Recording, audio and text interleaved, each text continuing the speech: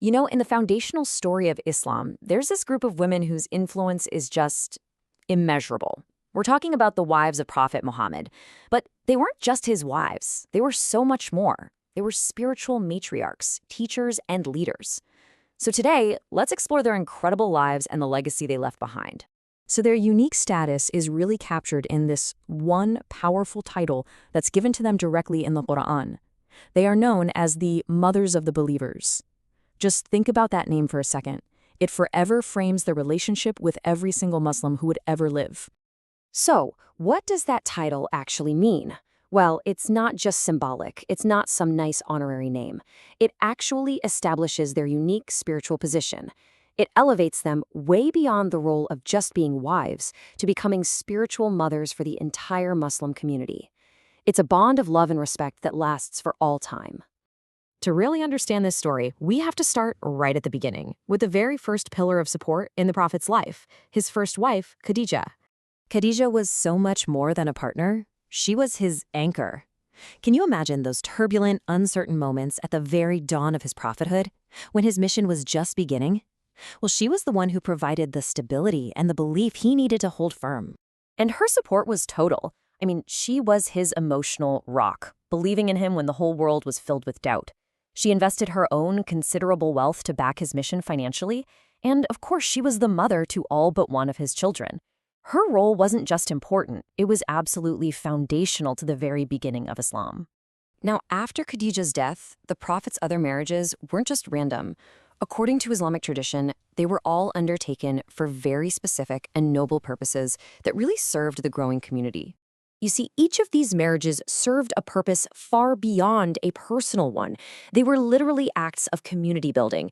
They strengthened ties between different tribes. They provided care and honor for widows. And, this is crucial, they opened a door for everyone to learn about the Prophet's private life and worship, details that really no one else could provide.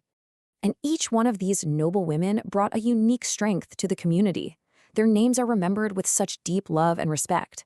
Sauda bint Zamah, Aisha bint Abi Bakr, Hafsa bint Umar, and the list goes on. Zainab bint Khuzaimah, Salama, Zainab bint Jash, Juwairiya bint al-Harith, Habiba, Safiya bint Huyay, and Maymuna bint al-Harith. Together, they really formed this foundational family. So beyond their individual roles, these women shared this vital, collective mission. They became the keepers and the transmitters of sacred knowledge. And that's a responsibility that would literally shape the future of the faith. And really, you can't overstate this. Their closeness to the Prophet gave them a completely unique insight into his life and his teachings. They were absolutely essential in preserving all this knowledge and then passing it down to future generations, making sure it was all accurate and rich with detail. Their teachings were especially crucial in a couple of areas where nobody else had access. Things like understanding the Prophet's personal acts of worship and clarifying all the intricate details of family life. On matters that couldn't be observed in public, they were the sole authorities.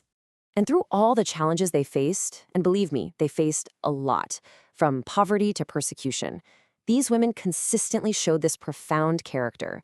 It was really defined by three core traits: a deep piety, an incredible patience, and just an unwavering devotion to their faith and their mission. So, this naturally brings up a question a lot of people have, right? In a household with many wives, what was the dynamic actually like? How did the Prophet treat them?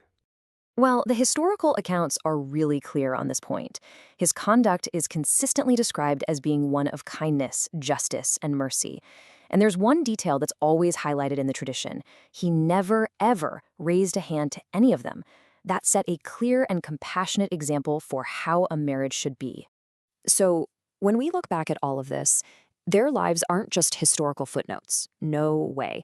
They form a core part of the Islamic legacy itself, a source of guidance and inspiration for millions.